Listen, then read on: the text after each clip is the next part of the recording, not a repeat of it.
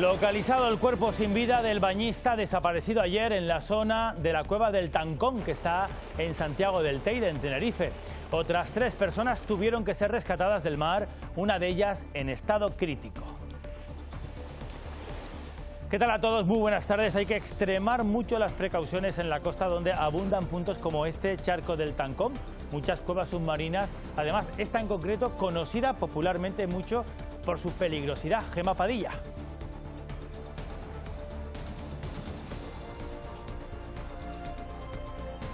Las señales que...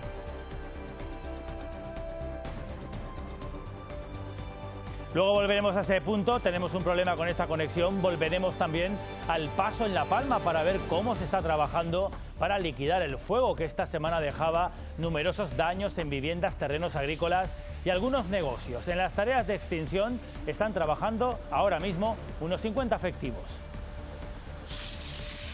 13 años se cumplen hoy del accidente del vuelo de Spanair, el JK 5022, donde murieron 154 personas, la mayoría de las víctimas canarios. Nosotros trabajamos por la memoria de los muertos, pero por la seguridad de los vivos. El sistema de la aviación civil española no está a la altura de lo que los ciudadanos requerimos. Música y rosas blancas como estas lanzadas al mar han rendido ese homenaje a las víctimas en 2 puntos, el monumento Luces en el Vacío, en Gran Canaria, y en la pista del aeropuerto Adolfo Suárez de Madrid-Barajas, donde ocurrió aquel accidente. Víctimas y familias siguen esperando que se depuren responsabilidades. La policía va a seguir buscando a Juana Ramos en futuros rastreos con la hipótesis única de que fue asesinada. El único sospechoso es su expareja, que sigue en libertad con cargos. Hoy se cumplen 5 años de la desaparición de Juana Ramos en Gran Canaria y los investigadores piden colaboración ciudadana. Un fallo en nuestro sistema inmunológico está detrás del 20% de las muertes por coronavirus, las muertes en los casos graves, y afecta sobre todo a los hombres. Esta es la conclusión de un estudio internacional donde han participado médicos canarios del Servicio Canario de Salud. Hemos estado con ellos. Un gen y una proteína serían los responsables de ese fallo que explica que sean los varones los que presentan más casos graves de este virus. Luego les explicamos con más detalle. La banca es cada vez más digital y accesible desde el ordenador, desde el móvil, pero no todos pueden hacerlo con la misma facilidad. Las personas mayores, por ejemplo. El cierre de oficinas profundiza todavía más esa brecha digital para ellos.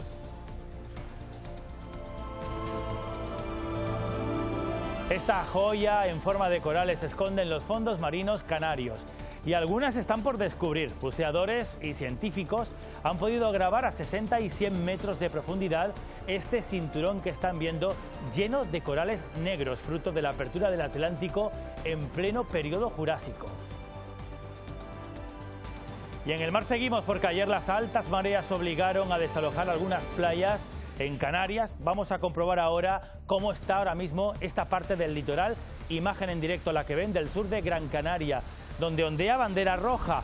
Mucho cuidado, porque además de la vida nos jugamos multas que pueden superar los 1.000 euros por bañarse en la playa con esa bandera roja.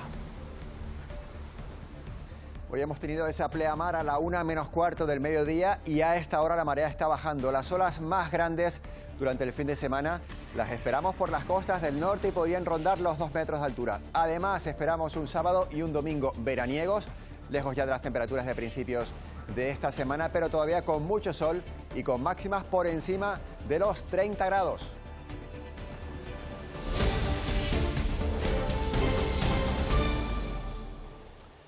Especialistas del Grupo Especial de Actividades Subacuáticas de la Guardia Civil localizaron esta mañana en el sur de Tenerife el cuerpo sin vida del bañista que desapareció el jueves por la tarde mientras se bañaba en la cueva del Tancón, en Santiago del Teide. Ayer pudieron ser rescatados otros 3 bañistas en apuros, entre ellos una mujer que está en estado crítico. Bueno, el caso es que anoche fue imposible, pero esta mañana los efectivos de salvamento sí que han rescatado ese cuerpo, lo han hecho además en cuestión de horas. La fuerza del mar resultó letal en una zona, es una cueva que Gemma Padilla, vamos a ver si te podemos escuchar ahora, ya es muy conocida, Gemma, por su peligrosidad y donde además está totalmente prohibido bañarse. Así es, Paco Luis. Esta mañana el Grupo Especial de Actividades Subacuáticas de la Guardia Civil ha localizado el cuerpo del hombre sin vida que permanecía desaparecido desde ayer en esta zona del Tancón, en el municipio tinerfeño de Santiago del Teide. La emergencia se produjo ayer por la tarde en esta zona donde nos encontramos de charcos naturales, que es muy frecuentada por los bañistas, aunque el baño está completamente prohibido. En el incidente también fueron rescatadas 3 personas, una mujer en estado crítico y 2 bañistas más que presentaban graves contusiones. El Ayuntamiento de Santiago del Teide recuerda a la población que está prohibido el baño en esta zona y que es muy peligroso. De hecho, son numerosas las señales que así lo indican. Y volvió a ocurrir. A pesar de que la cueva del Tancón está cerrada al baño por su peligrosidad, 4 bañistas decidieron hacer caso omiso de las restricciones, con el balance de un fallecido y una mujer de 33 años en estado crítico. Los equipos de rescate han trabajado sin descanso para recuperar el cuerpo de la víctima, un varón de 27 años y que fue engullido por el bufadero. En un primer momento el rescate fue imposible debido a la fuerza del mar en el interior de la cueva, retomando esta labor esta misma mañana cuando a escasos metros del lugar se encontraba ya el cuerpo de este joven. El alcalde del municipio asegura que cada mes deben reponer la señalización que prohíbe el acceso, ya que la quitan, y que pese a los avisos siempre hay quien quiera acceder.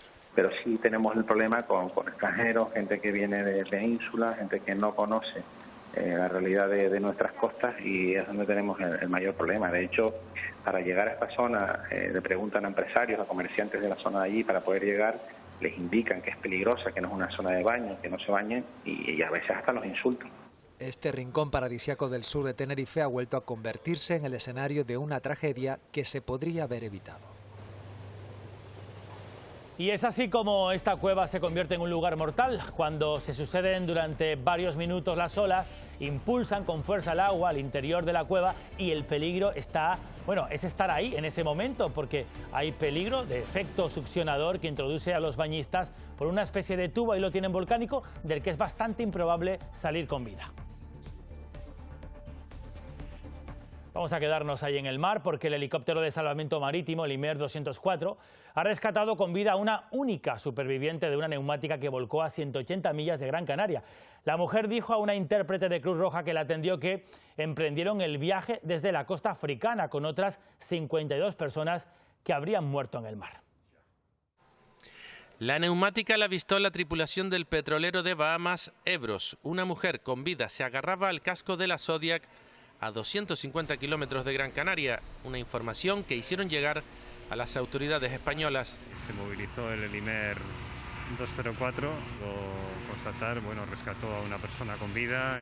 Junto a la mujer, que presentaba síntomas graves de deshidratación, yacían 2 cadáveres que también fueron trasladados hasta el aeropuerto de Gran Canaria. La última información parece ser que la dio un intérprete de Cruz Roja, fue que iban 53 personas.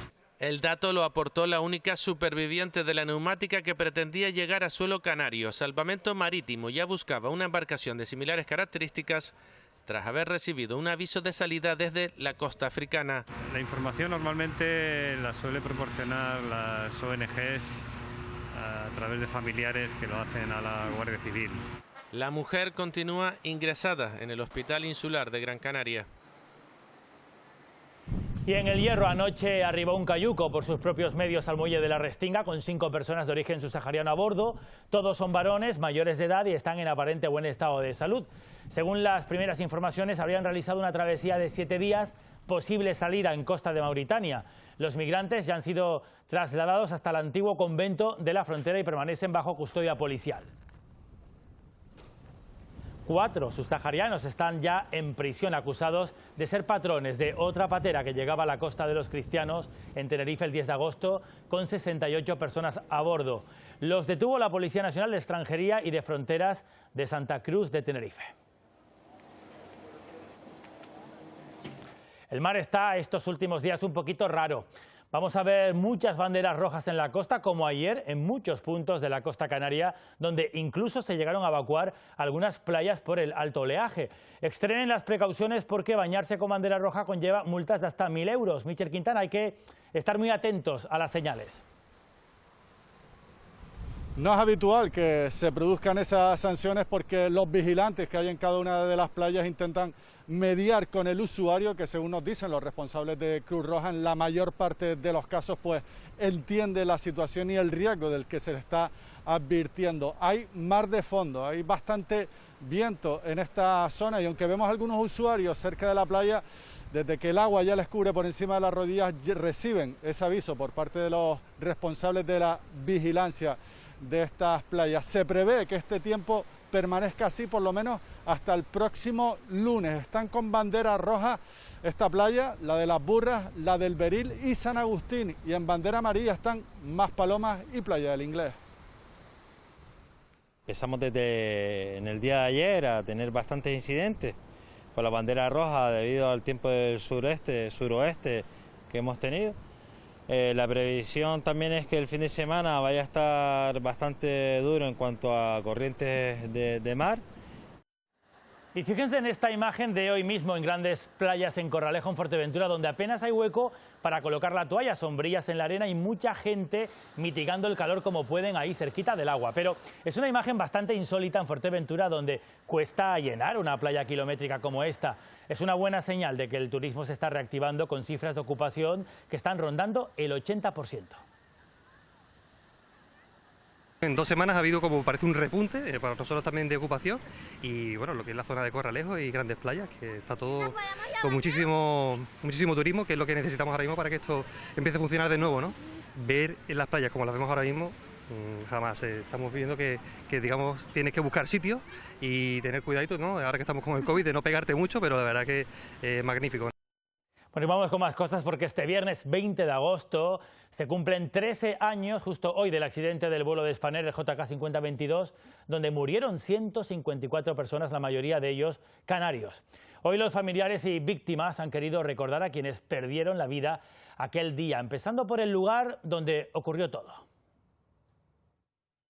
Justo aquí en el lugar exacto donde cayó ese avión, ese fatídico 20 de agosto de 2008, al lado de la pista 36L del aeropuerto de Barajas, se ha vivido uno de los momentos más emotivos de la jornada. Familiares de las víctimas y también representantes de la Asociación de Afectados de la AVJK 5022 han depositado flores y han guardado un minuto de silencio en recuerdo de los 154 fallecidos. 13 años después han vuelto a dejar claro que a pesar del cansancio y del desgaste, no van a parar en su lucha por conocer la verdad, porque se les repare y sobre todo porque algo así no vuelva a ocurrir. Denuncian que el Congreso de los Diputados no ha enviado a la Fiscalía General del Estado el informe de la Comisión de Investigación y piden al Tribunal Supremo que les escuche.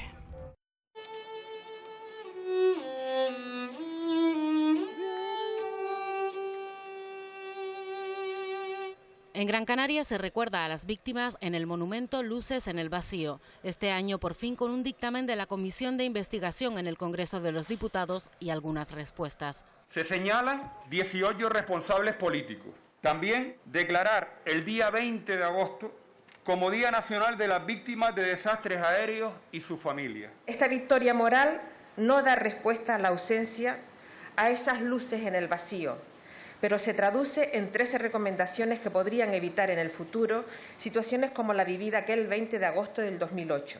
En Madrid, familiares de las víctimas les recuerdan en el monumento situado en el lugar del accidente, en la Terminal 2 de Barajas. Algún día nos volveremos a ver.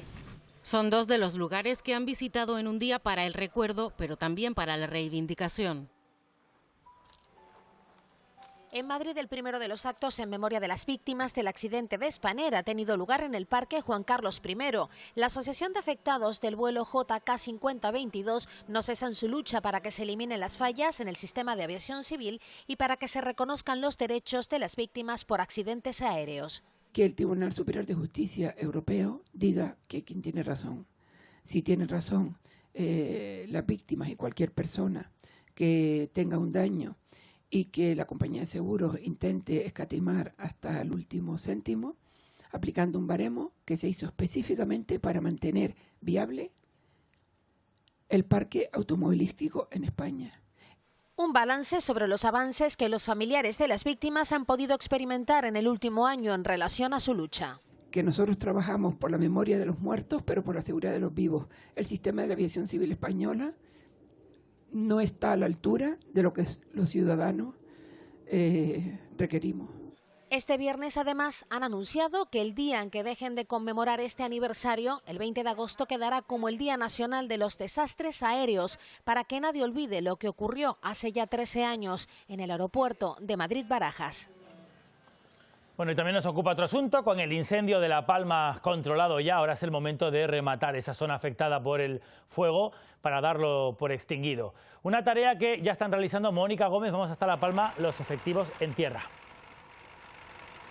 Más de medio centenar de efectivos y 4 autobombas están siendo los encargados de continuar con las labores de remate y de liquidación de este incendio para poder darlo por extinguido. Un incendio que afectó a unas 300 hectáreas de superficie y a un perímetro de 10 kilómetros dentro de zona urbana, dejando tras de sí importantes daños materiales en viviendas, vehículos y fincas agrícolas. Lo normal en un incendio forestal es que pasen meses para poder darlo por extinguido, pero esta vez, al ser un incendio de interfaz dentro de zona urbana con poco material combustible, el cual quedó arrasado prácticamente desde el primer día, su extinción será más rápida. Punto por punto, detectando zonas calientes dentro del perímetro del incendio para actuar sobre ellas.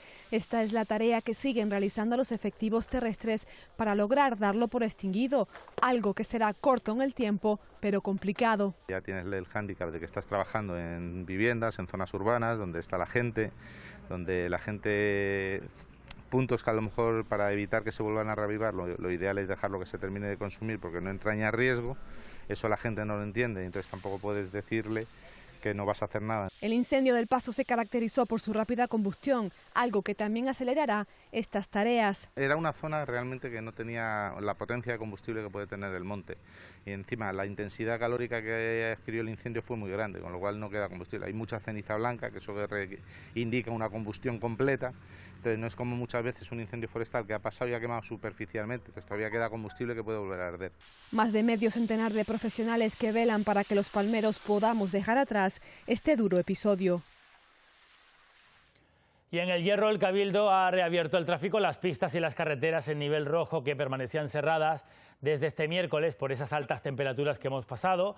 Por lo tanto, ya se puede acceder al santuario de la Dehesa, ténganlo en cuenta, este fin de semana, al centro de interpretación del Julan y al Sabinar, así como transitar también por la carretera general de la Cumbre. Se mantiene el cierre de las vías y de las pistas forestales en nivel naranja y amarillo hasta que al menos mejore la situación de riesgo de incendios forestales, que, atención, no lo olvidemos, sigue siendo alta estos días.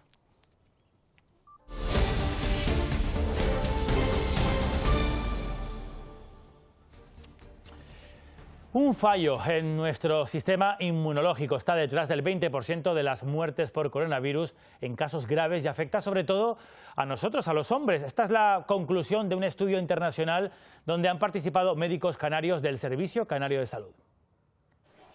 Es uno de los inmunólogos que ha dado respuesta a una cuestión que lleva décadas haciéndose la medicina. ¿Por qué hay gente que padece infecciones virales de manera más grave que otra? La respuesta está en alteraciones inmunológicas desconocidas hasta ahora y que afectan al 13% de los pacientes. Son responsables aproximadamente del 20% de los fallecimientos por COVID.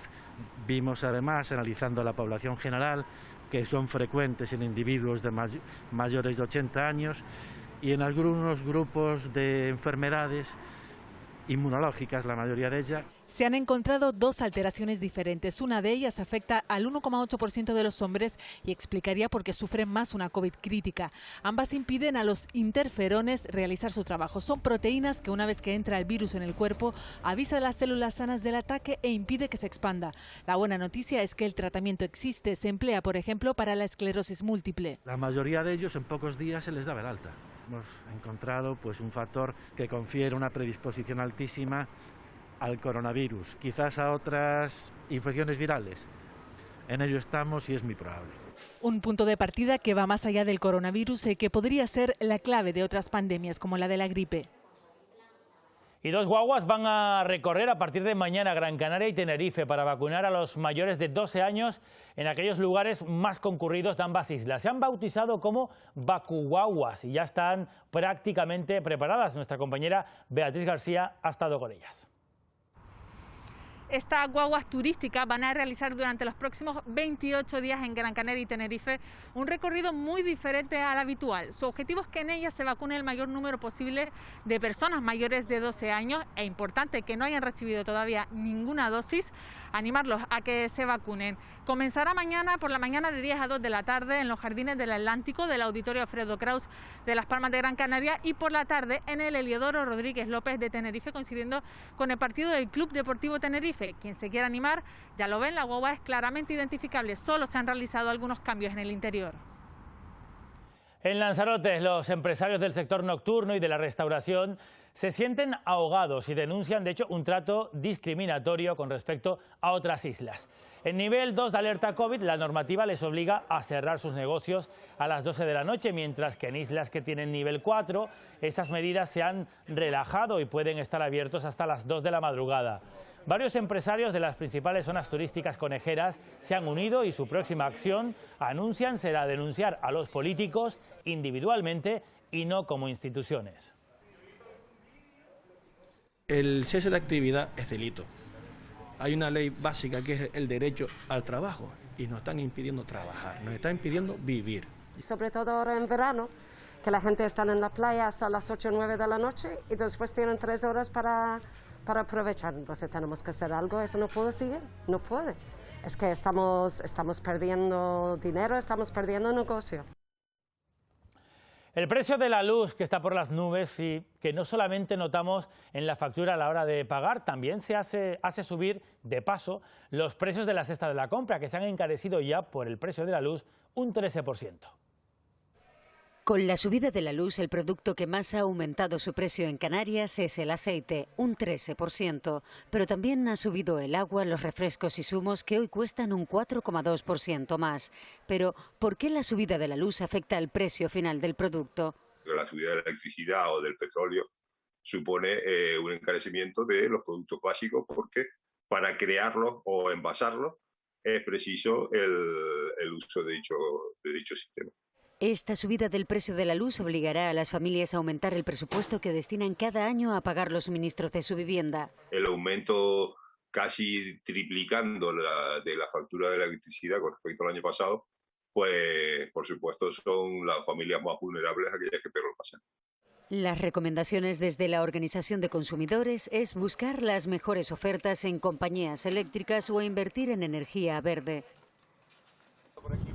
Menos van a pagar por esa luz en el aeropuerto César Manrique de Lanzarote, que ha puesto en marcha esta planta solar que ven fotovoltaica de autoconsumo. Son más de 2.500 placas.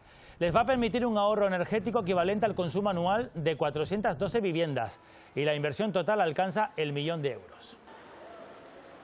Lo que se pretende es que esta planta forma parte del conjunto de plantas solares fotovoltaicas que va a instalar la red de AENA. Ya empezó en Fuerteventura, luego Tenerife Sur, ahora seguimos nosotros, y entran dentro del plan de descarbonización de AENA para en el año 2026 ser autosuficientes en cuanto a energía y abastecernos 100% de energías renovables.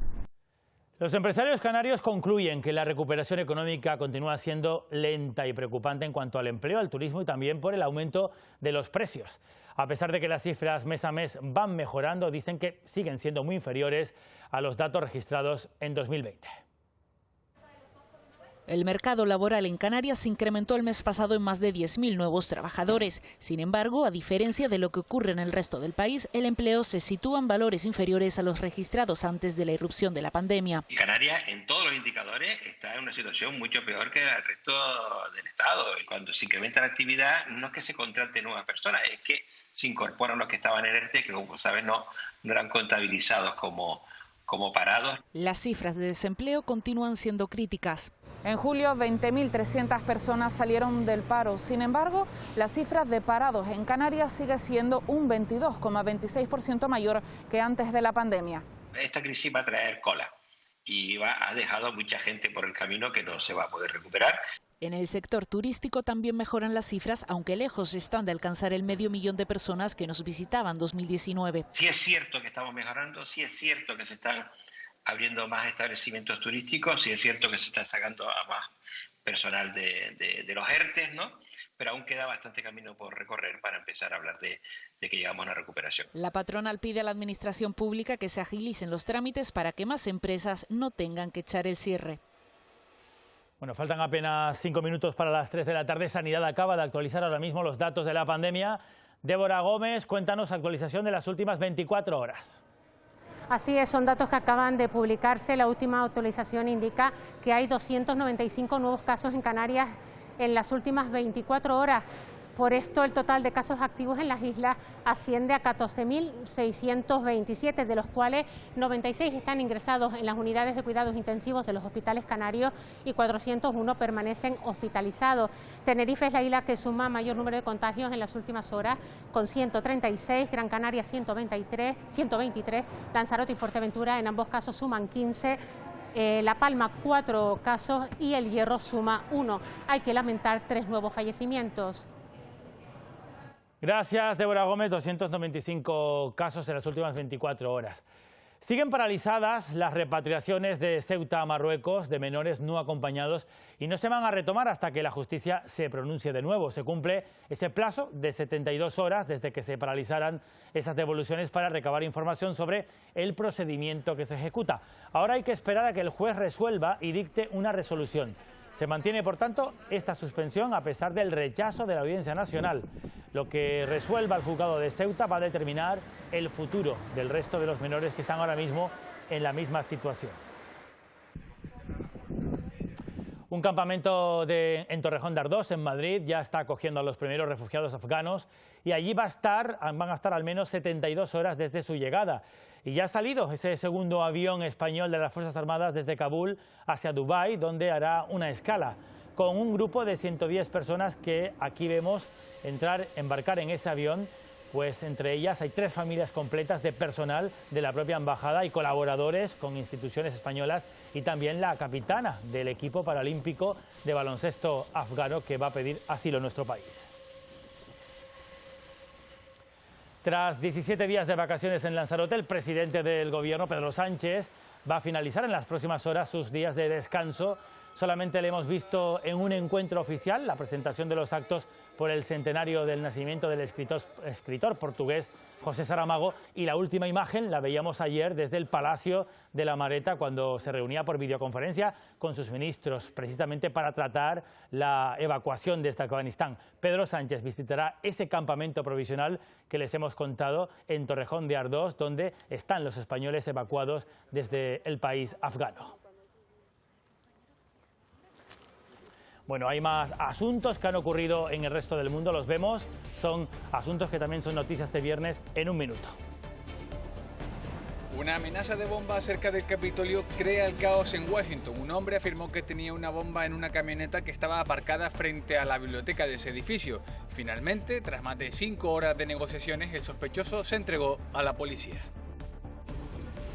La tormenta tropical Grace dejó fuertes lluvias en la costa caribeña de México, pero gracias a las previsiones y al trabajo previo se han evitado daños más graves. Se esperaba que el fenómeno afectara a la zona como categoría 1, pero fue debilitándose al tocar tierra. Grace ya provocó inundaciones en Haití y Jamaica a principios de esta semana. Al menos 80 muertos tras un ataque de las milicias islamistas a una caravana de civiles en el norte de Burkina Faso. La mayoría de los fallecidos volvían a casa en ese convoy escoltados por militares cuando fueron abordados. Según las autoridades del país, ha sido un atentado muy duro, dirigido contra civiles, y muchos eran mujeres y niños. Un atentado terrorista deja al menos 2 muertos y 50 heridos en el centro de Pakistán. Ha ocurrido tras la explosión de una bomba mientras se celebraba una procesión chiita. Unos devotos que hacen grandes demostraciones públicas de su fe, incluso autoflagelándose o haciéndose violentos cortes.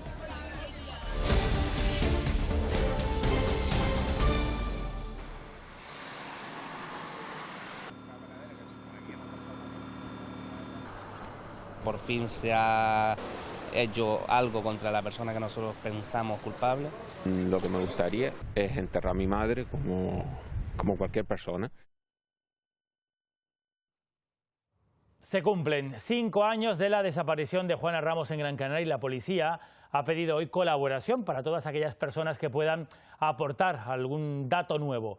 Se van a repetir las búsquedas en el norte de Gran Canaria, donde Yanira Rodríguez se sitúa por última vez a la mujer, a Juana. En este barranco de Quintanilla se pierde la señal del teléfono móvil de Juana. Antes de apagarse, el repetidor lo detectó junto con el del único sospechoso de su desaparición. Por eso aquí comenzaron los rastreos que se han ido extendiendo alrededor con el paso del tiempo, kilómetro a kilómetro, en fincas, cuevas, pozos y también en la costa norte de Gran Canaria. Eso sobre el terreno, porque existe otra parte de la investigación menos visible que consiguió reconstruir las últimas horas de la víctima y de su supuesto agresor, y en la que también se ha indagado sobre la posible colaboración de encubridores en el asesinato de Juana.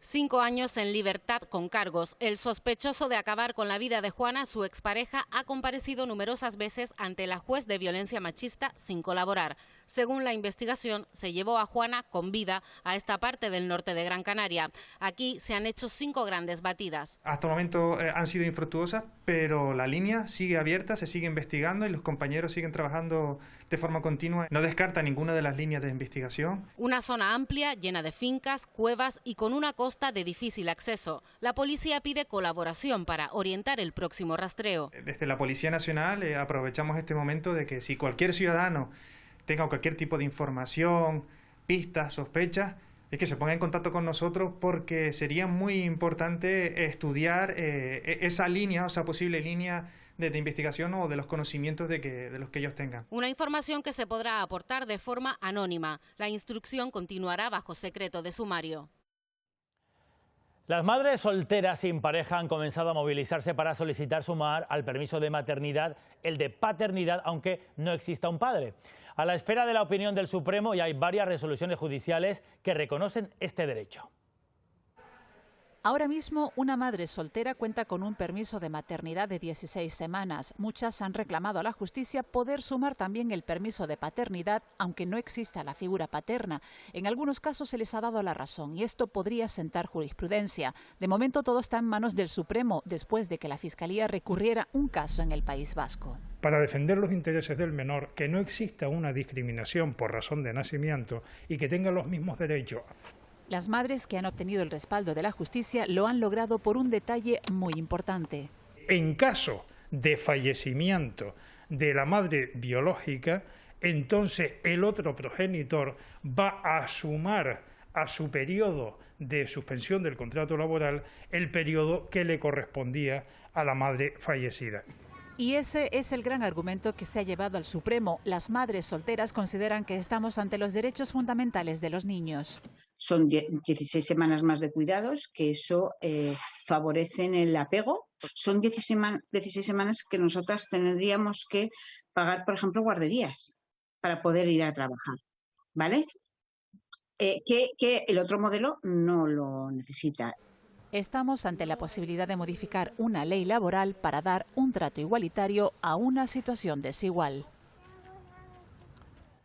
La banca es cada vez más digital y más accesible desde el ordenador en casa, también en la calle o en cualquier lugar desde el móvil, pero no todos pueden acceder al banco con la misma facilidad. Las personas mayores son un buen ejemplo de ello. El cierre de oficinas cada vez más ha profundizado esa brecha digital para las personas mayores. La digitalización de la banca y la pandemia ha aumentado la brecha digital. Porque no entiendo yo. No sé manejar el teclado. Mira, mi mujer que va, la que lleva el tema del dinero. Es lo que pasa con muchas personas mayores. La digitalización dificulta su acceso a servicios como la banca. La primera experiencia fue que no sabía, pero siempre hay alguien que los ayude. La empleada que siempre está y me dijo, dice, mira, esto haces así, así. Y ha ido aprendiendo sobre la marcha. Es difícil ya a los 70 años uno de tener esas facultades. Ciertas entidades bancarias están especializando a los trabajadores para asistir a las personas de mayor edad. Personas a las cuales nos adaptamos a su ritmo de acceso a las nuevas tecnologías, sean aplicaciones, sean cajeros. Hay personas que lo hacen de forma más tradicional, estamos con ellos. Hay personas que son muy ávidas de nuevas tecnologías, también estamos con ellos. Una asistencia que resulta ahora imprescindible para muchos mayores. Ayer les contábamos en este informativo que el informe de impacto medioambiental necesario para ejecutar el puerto de Fonsalía en Tenerife está vencido, caducado desde 2019.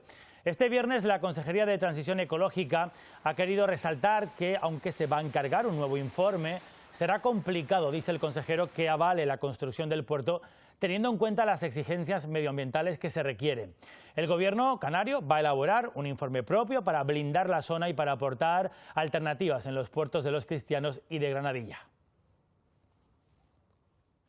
Lo que nosotros estamos planteando es que un estudio de impacto ambiental, teniendo las evidencias que hay, va a ser muy difícil que salga positivo, y sobre todo porque ahora la legislación del 2013 pone mucho énfasis en estudiar la alternativa cero. Lo que vamos a hacer desde la propia Consejería, de forma conjunta con la Universidad de La Laguna, es elaborar un estudio objetivo que ponga en relieve cuáles son los valores y las posibles dificultades ambientales que tiene no solo el proyecto sí, sino además todo el tráfico portuario asociado a ese proyecto.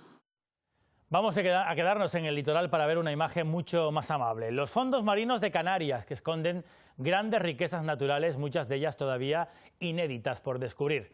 Un equipo de científicos y de buceadores canarios ha logrado acceder por primera vez a esos bosques creados por el coral negro que tenemos aquí en Canarias.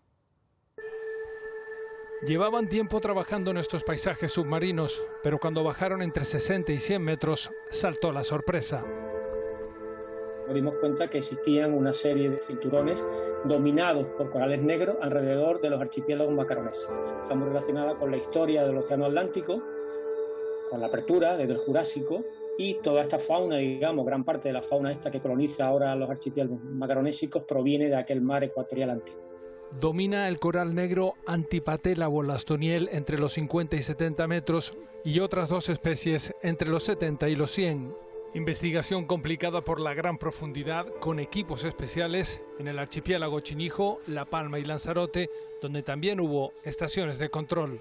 Nosotros no sabíamos que eso se estructuraba de esta manera, ni que fueran paisajes tan consistentes y tan importantes.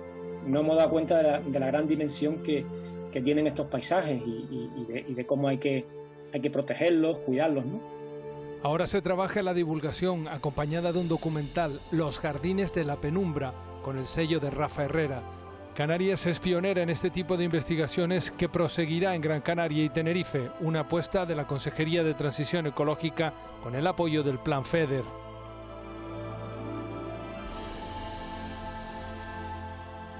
Fondos marinos preciosos. Por cierto que olas gigantes, muy grandes, mega tsunamis incluso, de casi 300 metros de altura, dieron forma a los actuales valles que conforman la orografía que todos conocemos en muchas de nuestras islas. Un estudio científico de investigadores de Canarias acaba de confirmar este extremo, este importante hallazgo, y además arrojan cierta tranquilidad si miramos de cara al futuro. Dicen que esos fenómenos se pueden volver a producir, pero no antes de decenas de miles de años. Hace cientos de miles de años, la orografía volcánica elevaba a Canarias con pendientes críticas que poco a poco produjeron un desequilibrio en la parte sumergida y provocaron un gran deslizamiento de piedras al mar, empujando la masa de agua que generó olas gigantescas. La potencia, digamos, del deslizamiento es enorme, y entonces se produce una ola muy grande, como aquí han llegado casi a los 300 metros. Este hallazgo histórico supone 20 años de estudio del reloj geológico de los sedimentos que dejaron esas olas en localizaciones como Agaete, Buenavista o Piedra Alta y que son casi únicos en el mundo. Hemos sabido la periodicidad y el número que se han producido a lo largo de un periodo geológico bastante extenso, casi 1 millón de años, por lo tanto tenemos la capacidad de poder saber en qué condiciones pueden volver a repetirse. Pero no teman, de repetirse esos megatsunamis no los veremos en nuestra actual civilización. Se necesitan unas condiciones naturales de la morfología de la isla y estos procesos no son inmediatos, estamos hablando de decenas de miles de años. Los investigadores están convencidos de que existen muchos más yacimientos, pero los efectos de la urbanización y el turismo complican su conservación. Al estar al lado del mar y somos islas turísticas, eso corre rápidamente al peligro de que desaparezca todo. Gracias a este trabajo, otras generaciones podrán estudiarlos y mejorar sus conclusiones, por lo que los yacimientos son ya un patrimonio geoturístico de Canarias. El autismo es un trastorno del desarrollo neurológico que se caracteriza por un déficit en la comunicación y también en la interacción social. Las personas con este trastorno necesitan mantener sus rutinas. Claro, eso en la teoría es fácil, pero no en la práctica, sobre todo ahora, en época de restricciones. Y a jugar, a disfrutar de la piscina. Son niños y jóvenes con autismo y retraso madurativo o cognitivo. Tras alguna pequeña crisis, han pasado unas horas de diversión junto a sus monitoras. Les ayuda no solo con la psicomotricidad de su cuerpo, sino también a tener una mejor autoestima, una mejor seguridad. Puedan a interactuar con otros usuarios y por tanto se hace una actividad inclusiva y además pues fortalecer toda la musculatura. La mayoría necesita una rutina diaria estable. En época de restricciones no es fácil. Conductas repetitivas, también tienen falta de comprensión de determinadas situaciones sociales, tienen problemas en la integración sensorial a la hora de sensibilidad excesiva a determinados ruidos. Es un trastorno que es difícil reconocer físicamente. Pero a lo mejor tienen una manera peculiar de caminar, la mirada, aleteos. Pueden gritar a lo mejor en la calle. La colaboración de instituciones públicas y privadas es fundamental. Poder incluir a todos aquellos niños, incluso adultos, que tienen alguna discapacidad. Se trata de un trastorno con múltiples niveles, por lo que se recomienda adaptar las terapias a las necesidades de cada caso. Y se van recuperando las ferias de artesanía en La Gomera. Esta mañana se presentaba y ya la podrán disfrutar y visitar este fin de semana. Mónica Darias, la de Hermigua, cuéntanos. Una presentación que se ha llevado a cabo en el Hotel Escuela Rural Casa de los Herrera de esta 24ª edición de la Feria de Artesanía y Comercio de Hermigua. Un escaparate para una veintena de artesanos de La Gomera y también venidos de otras partes del archipiélago que se reunirán este fin de semana en Hermigua. Una manera de ir recuperando los puntos de venta directa de los productos artesanales y también reactivar su comercialización. Un fin de semana en el que también habrán cabida para demostraciones por parte de los artesanos, sorteos y música en vivo. El año pasado no se celebró por el tema de la pandemia y la verdad que desde el Ayuntamiento de Hermigua, gracias a la colaboración del Cabildo Insular de La Gomera, pues estamos muy contentos de que este año se pueda celebrar, ya que los artesanos puedan vender in situ sus productos. Queremos, tomando las precauciones adecuadas, dinamizar un sector. El sector de la artesanía y el comercio ha sido muy afectado porque, desde luego, al no haber movilidad, no hay presencia para la compraventa de los productos.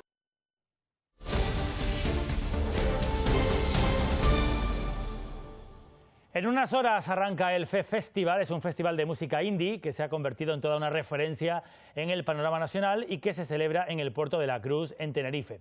Serán 2 días de conciertos y actividades paralelas. Últimos retoques y últimos ensayos para que en unas horas comience, concretamente a las 5 de la tarde, el FE Festival, el festival de referencia de música indie que se celebra desde hace 6 años aquí en el Puerto de la Cruz de manera ininterrumpida. Este año contará con un cartel encabezado por mujeres. Destaca Sahara, Anati Yux y Rigoberta Bandini. Además, otros 10 grupos pasarán por el escenario de 5 a 12 de la noche, hoy viernes y mañana sábado en el mismo horario. Y todo con todas las medidas de seguridad para que el público disfrute sin ningún tipo de riesgo. Ya tuvimos FE Festival en un momento doblemente más complicado que este y se celebró y que puso además de manifiesto en el ámbito regional que la cultura era segura y que fue un ejemplo de que también el sector cultural es igual de profesional que otros sectores para afrontar esta edición de FE Festival que esperamos con mucha ilusión. Un adelanto de la crónica deportiva antes de terminar. Después de una temporada maratoniana parecía que Pedri no iba a tener vacaciones. Va a jugar mañana con el FC Barcelona a Almudena, pero después va a poder descansar el hombre, que le dejen resollar un poquito, ¿no? Sí, Paco, la verdad es que lo necesita. Hoy su entrenador, precisamente Ronald Koeman, ha dicho que Pedri jugará mañana frente al Athletic Club y luego disfrutará de 2 semanas de vacaciones tras disputar más de 70 partidos en todas las competiciones, además de los Juegos Olímpicos. Enseguida veremos todos los detalles, pero además, ¿qué han dicho los entrenadores del Tenerife y Las Palmas de cara a la próxima jornada? El partido partido amistoso entre el Granadilla y el Juan Grande de mañana y nombres propios, Paco, como los de Javi Beirán y también Rafa Nadal. Y los paralímpicos también, ¿verdad?, que son actualidad. Estaremos pendientes porque la delegación española ya está en Tokio para los Juegos Paralímpicos. Bueno, apetitosos los deportes, enseguida lo vemos, Almudena, gracias. Enseguida. Buen fin de semana, por cierto. Y para conmemorar el año en el que se cumple el centenario del fallecimiento de Tomás Morales, la Casa Museo del Poeta ha realizado una serie de retratos sobre la arena de Fuerteventura. 1 milímetro arriba, 1 milímetro abajo, ya cambia la cara, ¿no? Los ojos tienen, la distancia entre los ojos tiene que ser tal cual, con la boca, entonces fue todo un estudio previo, ¿no? Yo tardo más tiempo en prepararme para el dibujo que en realizar el propio dibujo, ¿no? El retrato es obra de este artista que acaban de escuchar, José Asima. Es la primera de una serie de 3 que irán dándose a conocer a lo largo de este año 2021. En él se puede apreciar el logo diseñado por Agustín Casasa Caballero para este centenario, compuesto por la cara de Morales junto a la palabra poeta. Así queremos despedirnos. Sigan informados con nosotros sábado y domingo. Por cierto, disfruten todos del fin de semana. Hasta lunes. Buenas tardes.